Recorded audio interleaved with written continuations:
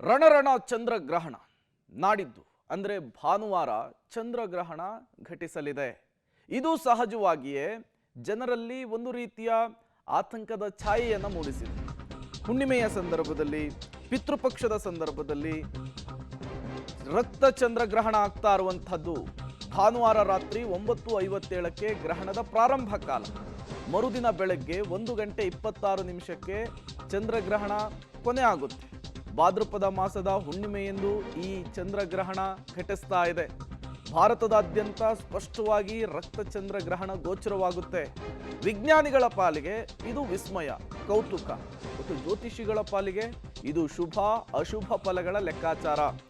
ವಿಜ್ಞಾನ ಮತ್ತು ಜ್ಯೋತಿಷ್ಯ ಒಂದೇ ನಾಣ್ಯದ ಎರಡು ಮುಖಗಳು. ಎರಡೂ ಆ್ಯಂಗಲ್ನಲ್ಲೂ ಕೂಡ ಈ ಚಂದ್ರಗ್ರಹಣವನ್ನು ನೋಡಬೇಕಾಗುತ್ತೆ. ಬಟ್ ಜನರು ವಿಜ್ಞಾನದ ಬಗ್ಗೆ ಅಷ್ಟೊಂದು ತಲೆ ಕೆಡಿಸ್ಕೊಳ್ದೇ ಇದ್ರೂ ಕೂಡ ಈ ಗ್ರಹಣದಿಂದ ನಮ್ಮ ಮೇಲೆ ಯಾವ ಪ್ರಭಾವ ಬೀರುತ್ತೆ, ಯಾವ ರಾಶಿಗಳಿಗೆ ಶುಭ, ಯಾವ ರಾಶಿಗಳಿಗೆ ಅಶುಭ, ಈ ನಮಗೆ ಕೆಟ್ಟದ್ದಾಗುತ್ತೆ ಅಂದರೆ ಅದಕ್ಕೆ ಪರಿಹಾರ ಏನು, ಅದರತ್ತನೇ ಹೆಚ್ಚು ಗಮನ ಹರಿಸುವಂಥದ್ದು. ಹಾಗಾಗಿ ಜ್ಯೋತಿಷ್ಯ ಶಾಸ್ತ್ರದ ಪ್ರಕಾರ ಒಂದಿಷ್ಟು ಪರಿಹಾರ ಕ್ರಮಗಳನ್ನು ಕೂಡ ಹೇಳಲಾಗಿದೆ. ಯಾವ ರಾಶಿಯವರಿಗೆ ಇದು ಒಳ್ಳೆಯದು, ಯಾವ ರಾಶಿಯವರಿಗೆ ಕೆಟ್ಟದ್ದು, ಯಾವ ರಾಶಿಯವರಿಗೆ ಮಿಶ್ರ ಫಲ ಅನ್ನೋದನ್ನು ಕೂಡ ತಿಳಿಸ್ತಿದ್ದಾರೆ. ಜೊತೆಗೆ ವಿಜ್ಞಾನಿಗಳು ಕೂಡ ಈ ಬೆಳವಣಿಗೆಗಳನ್ನು ತುಂಬ ಕುತೂಹಲದಿಂದ ನೋಡ್ತಾ ಇದ್ದಾರೆ. ಹಾಗಾದರೆ ರಣರಣ ಚಂದ್ರಗ್ರಹಣ ಯಾವಾಗ ಆಗುತ್ತೆ, ಏನಿದರ ವಿಶೇಷತೆ, ಎಲ್ಲದರ ಡೀಟೇಲ್ಸನ್ನು ನಿಮ್ಮ ಮುಂದೆ ಇಡ್ತಾ ಇದ್ದೀವಿ. ಸೆಪ್ಟೆಂಬರ್ 7 ಅಂದರೆ ಭಾನುವಾರ ಭಾದ್ರಪದ ಪೂರ್ಣಿಮೆಯ ದಿನ ಗ್ರಹಣ ಪ್ರಾರಂಭ ಆಗುತ್ತೆ. ಸೆಪ್ಟೆಂಬರ್ 8ರ ಮಧ್ಯರಾತ್ರಿಯಲ್ಲಿ ಈ ಗ್ರಹಣ ಮುಕ್ತಾಯವಾಗುತ್ತೆ ಅಥವಾ ಮೋಕ್ಷ ಸಿಗುತ್ತೆ. ಸುದೀರ್ಘವಾದಂತಹ ಚಂದ್ರಗ್ರಹಣ ಇದು. 3 ಗಂಟೆಗಳ ಕಾಲ ಗ್ರಹಣ ಇರುತ್ತೆ. ಚಂದಿರ ರಣರಣ ರಕ್ತದ ಆಕಾರದಲ್ಲಿ ಬಣ್ಣದಲ್ಲಿ ಕಾಣಿಸಿಕೊಳ್ತಾನೆ. ಸೆಪ್ಟೆಂಬರ್ 7ರ ಭಾನುವಾರ ರಾತ್ರಿ 9:57ಕ್ಕೆ ಸ್ಪರ್ಶಕಾಲ ಅಂದರೆ ಗ್ರಹಣ ಹಿಡಿಯುವಂತಹ ಕಾಲ ಇದು. ಸೆಪ್ಟೆಂಬರ್ 8ರ ಮಧ್ಯರಾತ್ರಿ 1:26 ಇದೆಯಲ್ಲ, ಇದು ಮೋಕ್ಷ ಕಾಲ ಅಂದರೆ ಗ್ರಹಣ ಬಿಡುವಂತಹ ಕಾಲ. ಸುಮಾರು 2.5-3 ಗಂಟೆಗಳ ಕಾಲ ಈ ಚಂದ್ರಗ್ರಹಣ ಇರುತ್ತೆ. ಈ 3 ಗಂಟೆ ತುಂಬ ಮುಖ್ಯವಾಗುತ್ತೆ ಅಂಥೇಳಿ ಜ್ಯೋತಿಷ್ಯ ಶಾಸ್ತ್ರಜ್ಞರು ಹೇಳ್ತಾ ಇರುವಂಥದ್ದು. ರಾತ್ರಿ 11 ಗಂಟೆಯಿಂದ 12:22 ಕೂಡ ಗ್ರಹಣದ ಉತ್ತುಂಗ ಕಾಲ ಅಂಥೇಳಿ ಸಮಯವನ್ನು ಅವರು ನಿಗದಿ ಮಾಡಿದ್ದಾರೆ. ಒಟ್ಟು ಅವಧಿ ಎಷ್ಟು ಗೊತ್ತಾ? 3 ಗಂಟೆ 28 ನಿಮಿಷ 2 ಸೆಕೆಂಡುಗಳ ಕಾಲ ಗ್ರಹಣ ಇರುತ್ತೆ ಅನ್ನುವಂಥದ್ದು ಈಗ ಸಿಗ್ತಾ ಇರುವಂತಹ ಮಾಹಿತಿ.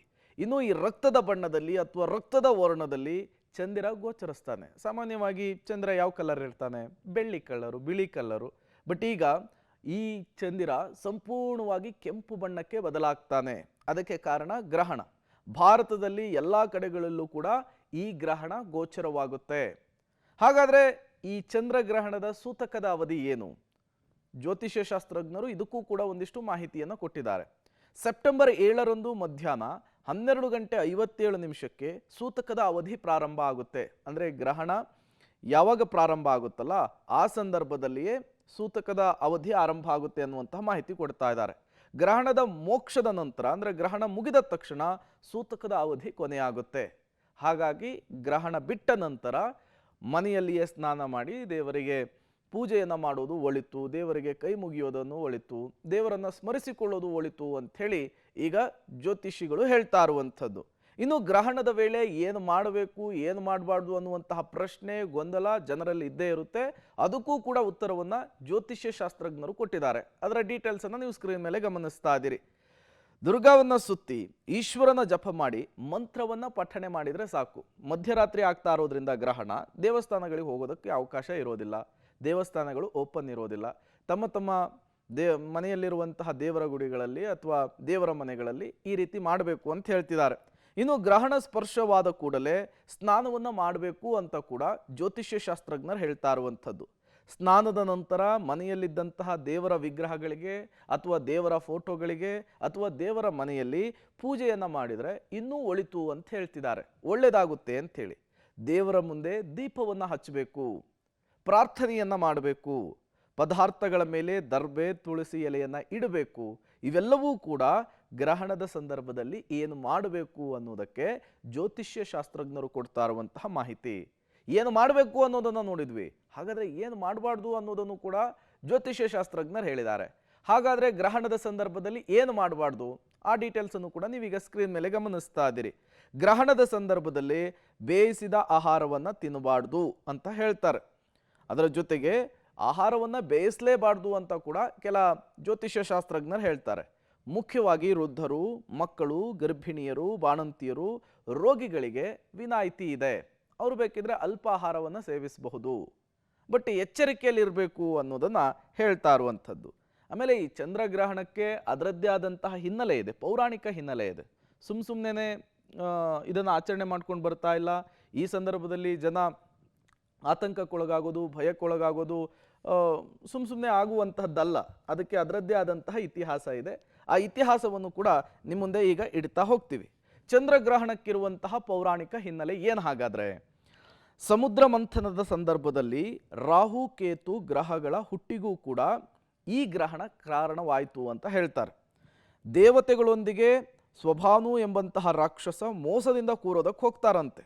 ಈ ವಿಚಾರ ಸೂರ್ಯಚಂದ್ರರು ಶ್ರೀಮನ್ನಾರಾಯಣನ ಗಮನಕ್ಕೆ ತರುವಂತಹ ಕೆಲಸ ಆಗುತ್ತೆ. ಇದರಿಂದ ಕ್ರೋಧಗೊಂಡಂತಹ ವಿಷ್ಣು ಚಕ್ರಾಯುಧದಿಂದ ರಾಕ್ಷಸನ ಮರ್ದನ ಮಾಡಲಾಗುತ್ತೆ. ಸುದರ್ಶನ ಚಕ್ರದ ಏಟಿಗೆ ಸರ್ಪ ಸ್ವರೂಪಿ ದೇಹ 2 ಹೋಳಾಗುತ್ತಂತೆ. ಎಳೆಯ ಭಾಗ ರಾಹು, ಮುಂಡದ ಭಾಗವನ್ನು ಕೇತು ಅಂಥೇಳಿ ಗುರುತು ಮಾಡಲಾಗುತ್ತೆ. ಇದರಿಂದ ಸೂರ್ಯ ಚಂದ್ರರ ಮೇಲೆ ರಾಹು ಕೇತುಗಳು ದ್ವೇಷವನ್ನು ಸಾಧಿಸ್ತವೆ ಅನ್ನುವಂತಹ ಅರ್ಥ. ಸೂರ್ಯ ಚಂದ್ರರನ್ನು ನುಂಗುವ ಅಥವಾ ಘಾಸಿಗೊಳಿಸುವಂತಹ ಪ್ರಯತ್ನ ಆಗುತ್ತಂತೆ. ಈ ಆಕ್ರಮಣ ಸಫಲ ಆದಾಗ ಅದನ್ನೇ ಗ್ರಹಣ ಅಂಥೇಳಿ ಕರೀತಾರೆ. ಹಾಗಾಗಿಯೇ ಗ್ರಹಣದ ಸಂದರ್ಭದಲ್ಲಿ ಒಂದಿಷ್ಟು ಜನರಿಗೆ ಭಯ, ಎಲ್ಲಿ ಕೇಡಾಗ್ಬಿಡುತ್ತೋ, ಗ್ರಹಣ ಅಂದರೆ ಕೆಟ್ಟದ್ದು ಅನ್ನುವಂಥದ್ದು ಸಹಜವಾಗಿಯೇ ಇದ್ದೇ ಇರುತ್ತೆ.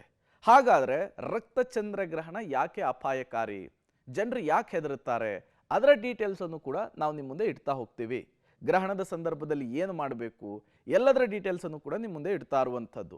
ಹಾಗಾದರೆ ಈ ಬಾರಿಯ ರಣರಣ ರಕ್ತಚಂದ್ರಗ್ರಹಣ ಯಾಕೆ ಅಪಾಯಕಾರಿ, ಡೀಟೇಲ್ಸ್ ನಿಮ್ಮ ಮುಂದಿದೆ. ಸುದೀರ್ಘ ಅವಧಿಯ ರಕ್ತಚಂದ್ರಗ್ರಹಣ ಅಪಾಯಕಾರಿ ಅನ್ನೋದು ಗೊತ್ತಾಗ್ತಾ ಇದೆ. ಬರೋಬ್ಬರಿ 3 ಗಂಟೆ 28 ನಿಮಿಷ 2 ಸೆಕೆಂಡುಗಳ ಕಾಲ ಈ ಗ್ರಹಣ ಘಟಿಸುತ್ತೆ. ಗ್ರಹಣ ಅಂದರೆ ಕೆಡುಕು, ಸೂತಕ ಅನ್ನೋದು ಧಾರ್ಮಿಕ ನಂಬಿಕೆ. ಜನರಲ್ಲಿರುವಂತಹದ್ದು, ಅದು ಮನಸ್ಸಿನಲ್ಲಿರುವಂತಹ ನಂಬಿಕೆ. ಹಿಂದಿನಿಂದಲೂ ಕೂಡ ಅದನ್ನು ಹಿರಿಯರು ತಲೆತಲಾಂತರಗಳಿಂದ ಹಾಗೇನೆ ಪಾಲಿಸ್ಕೊಂಡು ಬರಲಾಗ್ತಾ ಇದೆ. ಈ ಬಾರಿಯ ಗ್ರಹಣ ಇದೆಯಲ್ಲ, ಇದು ಪ್ರಾಕೃತಿಕ ವಿಕೋಪ ಸಂಭವಿಸುವಂತಹ ಎಚ್ಚರಿಕೆ ಅಂತೇಳಿ ಜ್ಯೋತಿಷ್ಯ ಶಾಸ್ತ್ರಜ್ಞರು ಹೇಳ್ತಾ ಇದ್ದಾರೆ. ಪ್ರಾಕೃತಿಕ ವಿಕೋಪ ಅಂದ್ರೇನು? ಜಲಕಂಟಕ, ಬಿರುಗಾಳಿ, ಮೇಘಸ್ಫೋಟ, ಭೂಕುಸಿತದ ಮುನ್ಸೂಚನೆಯನ್ನ ಈ ರಣರಣ ರಕ್ತಚಂದ್ರಗ್ರಹಣ ಕೊಡ್ತಾ ಇದೆ ಅಂಥೇಳಿ ಜ್ಯೋತಿಷ್ಯರು ಹೇಳ್ತಾ ಇದ್ದಾರೆ. ಮುಖ್ಯವಾಗಿ ರಾಜಕೀಯ ವಿಪ್ಲವಗಳು ಸಂಭವಿಸುವ ಬಗ್ಗೆಯೂ ಕೂಡ ಈ ರಕ್ತಚಂದ್ರಗ್ರಹಣ ಮುನ್ಸೂಚನೆಯನ್ನು ಕೊಡುತ್ತಂತೆ. ರಾಜಕೀಯ ಪಕ್ಷಗಳ ಪ್ರಮುಖ ನಾಯಕರುಗಳ ಹುದ್ದೆಗೂ ಕೂಡ ಕಂಟಕದ ಎಚ್ಚರಿಕೆಯನ್ನ ಈ ರಕ್ತಚಂದ್ರಗ್ರಹಣ ಕೊಡುತ್ತೆ ಅನ್ನೋದನ್ನ ಜ್ಯೋತಿಷ್ಯರು ಹೇಳ್ತಾ ಇದ್ದಾರೆ. ಗ್ರಹಣದ ಪರಿಣಾಮ ರಾಜಕೀಯದಲ್ಲಿ ಅಸ್ಥಿರತೆ, ಅಶಾಂತಿಯ ಮುನ್ಸೂಚನೆ ಕೂಡ ಕೊಡಬಹುದು. ಗ್ರಹಣದ ಪರಿಣಾಮ ಶ್ವಾಸಕೋಶ ಸಂಬಂಧಿ ಶೀತ ಕಾಯಿಲೆ ಇರೋರು ಹೆಚ್ಚು ಎಚ್ಚರಿಕೆಯನ್ನು ವಹಿಸಬೇಕು ಅಂಥೇಳಿ ಜ್ಯೋತಿಷ್ಯರು ಹೇಳ್ತಾರೆ. ಪ್ರತಿ ಗ್ರಹಣಗಳು ಕೂಡ ಅಪರೂಪವಾಗಿಯೇ ಇರ್ತದೆ. ಅದರಲ್ಲೂ ಕೂಡ ವಿಶೇಷವಾಗಿ ಈ ಗ್ರಹಣ ಅಪರೂಪದಲ್ಲಿ ಅತ್ಯಪರೂಪ ಅಂತ ಕರಿತೇವೆ. ಮಹತ್ತರತೆಯನ್ನು ಪಡೆದಿರ್ತಕ್ಕಂಥದ್ದು, ಬಹಳ ಶ್ರೇಷ್ಠತೆಯನ್ನು ಪಡೆದಿರ್ತಕ್ಕಂಥದ್ದು. ಯಾಕೆ ಅಂದರೆ ಗ್ರಹಣಗಳು ದೀರ್ಘಾವಧಿ ಸಂಭವಿಸ್ತಕ್ಕಂಥದ್ದು ಅನ್ನೋದನ್ನು ಲೌಕಿಕ ಮತ್ತು ಅಲೌಕಿಕ ಅಂತ. ಲೌಕಿಕ ಅಂದರೆ ನಮ್ಮ ಸಾಮಾಜಿಕವಾಗಿ ಎಲ್ಲರಿಗೂ ನೋಡ್ತಕ್ಕಂತಹ ವಿಷಯವನ್ನು ನೋಡಿದಾಗ ಇದು ಹಾನಿಕರ ಅಂತ ಕರೀತಾರೆ. ಈ ವಿಧವಾದಂತಹ ದೀರ್ಘಾವಧಿಯ ಗ್ರಹಣಗಳು ಸಂಭವಿಸಿದಾಗ ಈಗೆಲ್ಲ ನಾವೇನು ನೋಡ್ತಾ ಇದ್ದೇವೆ, ನಮ್ಮ ದೇಶದ ನಾಯಕರ ಮೇಲೆ ಆಗ್ತಾ ಇರತಕ್ಕಂತಹ ಒತ್ತಡಗಳು ಮಾನಸಿಕ ಮತ್ತು ಬೌದ್ಧಿಕ ಅಂತ. ಆಂಗ್ಲ ಭಾಷೆಯಲ್ಲಿ ಆದರೆ ಇದನ್ನು ಮೆಂಟಲಿ ಅಂತ ಒಂದೇ ವರ್ಡ್ ಯೂಸ್ ಮಾಡ್ತಾರೆ. ಆದರೆ ಶಾಸ್ತ್ರ ಹೇಳ್ತಾ ಇದೆ ಬೌದ್ಧಿಕ ಬೇರೆ ಮತ್ತು ಮಾನಸಿಕ ಬೇರೆ ಅಂತ.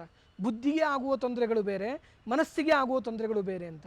ಈ ತರಹದ ದೀರ್ಘಾವಧಿಯ ಗ್ರಹಣಗಳು ಸಂಭವಿಸಿದಾಗ ವಿಶೇಷವಾಗಿ ಮನಸ್ಸಿಗೆ, ಅದರೊಟ್ಟಿಗೆ ಬುದ್ಧಿಗೆ ವಿಶೇಷವಾದಂತಹ ಕೆಲವೊಂದಿಷ್ಟು ಅನಾನುಕೂಲತೆಗಳನ್ನು ಬೇರೆ ಬೇರೆ ದೇಶದ ನಾಯಕರು ಭಾರತ ದೇಶದ ಮೇಲೆ ನಾವು ನೋಡ್ತಾ ಇದ್ದೇವೆ. ಮನಸ್ಸಿಗೆ ಬುದ್ಧಿಗೆ ಒತ್ತಡ ಆಗ್ತಕ್ಕಂತಹ ಕೆಲವೊಂದಿಷ್ಟು ಪ್ರಕ್ರಿಯೆಗಳನ್ನು ಮಾಡ್ತಾ ಇರತಕ್ಕಂತಹದ್ದನ್ನು ನಾವು ಪ್ರತ್ಯಕ್ಷವಾಗಿಯೇ ಕಾಣ್ತೇವೆ. ವಿಶೇಷವಾಗಿ ಅಂತಹ ಪ್ರಸಂಗಗಳು ಚಂದ್ರನ ಮೇಲೆ ಸಂಭವಿಸ್ತಕ್ಕಂತಹ ಅತ್ಯಂತ ದೀರ್ಘಾವಧಿಯ ಗ್ರಹಣದಿಂದ ಈ ಥರದ ತೊಂದರೆಗಳು, ಈ ಥರದ ಆತಂಕಗಳು ಇದು ರಾಷ್ಟ್ರ ನಾಯಕರಿಗಾದರೆ ರಾಜ್ಯ ನಾಯಕರಲ್ಲಿಯೂ ಕೂಡ ಬೇಕಾದಷ್ಟು ಗೊಂದಲಗಳನ್ನು ಖಚಿತವಾಗಿ ಸೃಷ್ಟಿ ಮಾಡ್ತಾ ಇದೆ. ಮತ್ತು ಕುಟುಂಬದಲ್ಲಿ ವಿಶೇಷವಾಗಿ ನಾವು ಈ ಚಂದ್ರಗ್ರಹಣದ ಹಿಂದೆ ಹಾಗೂ ಮುಂದಿನ ಸಂದರ್ಭಗಳಲ್ಲಿ ಏನಾಗ್ತಾ ಇದೆ ಅಂತಂದರೆ ಕೆಲವೊಂದಿಷ್ಟು ಅಚಾತುರ್ಯಗಳು ಅನಾನುಕೂಲತೆಗಳು ನಡೀತಕ್ಕಂಥದ್ದು. ಯಾರಾದರೂ ವಿಭಜನೆ ಆಗಬೇಕು ಅಂತ ಇದ್ದರೆ, ಕುಟುಂಬವನ್ನು ತೊರೆದು ಹೊರಗಡೆ ವಾಸ ಮಾಡಬೇಕು ಅಂತಕ್ಕಂತಹ ಪ್ರಸಂಗಗಳಿದ್ದರೆ, ಅದೆಲ್ಲದಕ್ಕೂ ಕೂಡ ಈ ಸಮಯ ಸಂದರ್ಭ ಅಂತಕ್ಕಂಥದ್ರಲ್ಲಿ ಬಹಳ ವಿಧವಾಗ್ತಕ್ಕಂತಹ ವಿಭಾಗಗಳಾಗ್ತಕ್ಕಂತಹ ಪ್ರಸಂಗಗಳನ್ನು ನಾವು ಇಲ್ಲಿ ಕಾಣಲಿಕ್ಕೆ ಸಿಗ್ತದೆ. ಈ ಸಂದರ್ಭದಲ್ಲಿ ಈ ತರಹದ ಗೊಂದಲಗಳು, ವಿಭಾಗೀಯ ಪ್ರಸಂಗಗಳು ಬಂದರೆ ನಿರ್ಧಾರಗಳನ್ನು ಈ 15 ದಿನಗಳಲ್ಲಿ ತೆಗೆದುಕೊಳ್ಳಬಾರದು. ಸ್ವಲ್ಪ ಕಾಲಾವಧಿಯನ್ನು ತೆಗೆದುಕೊಂಡು ಸಮಾಧಾನದಿಂದ ವಿಚಾರ ಮಾಡಿದಾಗ ನೀವು ತೆಗೆದುಕೊಳ್ತಕ್ಕಂತಹ ನಿರ್ಧಾರಗಳ ಬಗ್ಗೆ ಸರಿತಪ್ಪಿನ ಅರಿವು ಅಂತಕ್ಕಂಥದ್ದು ನಿಮಗೆ ಖಚಿತವಾಗಿ ಆಗ್ತದೆ. ಇದು ಲೌಕಿಕವಾಗಿ ನೋಡ್ತಕ್ಕಂತಹ ವಿಷಯ. ಇನ್ನು ಇದನ್ನೇ ಧಾರ್ಮಿಕವಾಗಿ ನಾವು ನೋಡ್ತಕ್ಕಂಥದ್ದಾದರೆ, ಹಿಂದಿನ ಕಾಲದಲ್ಲಿ ಎಷ್ಟೋ ಜನ ಋಷಿ ಮುನಿಗಳು, ತಪಸ್ವಿಗಳು, ತಪೋಮೂರ್ತಿಗಳು, ತಪೋವರೆಣ್ಯರೆಲ್ಲರೂ ಕೂಡ ಈ ತರಹದ ಒಂದು ದೀರ್ಘಾವಧಿಯ ಗ್ರಹಣ ಕಾಲದವರೆಗೂ ಕೂಡ ತಮ್ಮ ಪ್ರಾಣವನ್ನು ಪಣಕ್ಕಿಟ್ಟು, ಅಂದರೆ ಅವರ ಆಯುಷ್ಯ ಬೇಗನೆ ಮುಗಿತಾ ಇದ್ದರೂ ಕೂಡ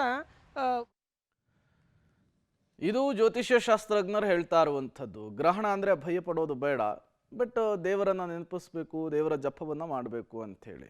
ಬಟ್ ನಮ್ಮ ಎಚ್ಚರಿಕೆಯಲ್ಲಿ ನಾವಿರಬೇಕಾಗುತ್ತೆ. ಗ್ರಹಣವನ್ನು ನಂಬೋದು ಬಿಡೋದು ಅವರವರ ಭಾವ, ಅವರವರ ಭಕ್ತಿಗೆ ಬಿಟ್ಟಂತಹ ವಿಚಾರ.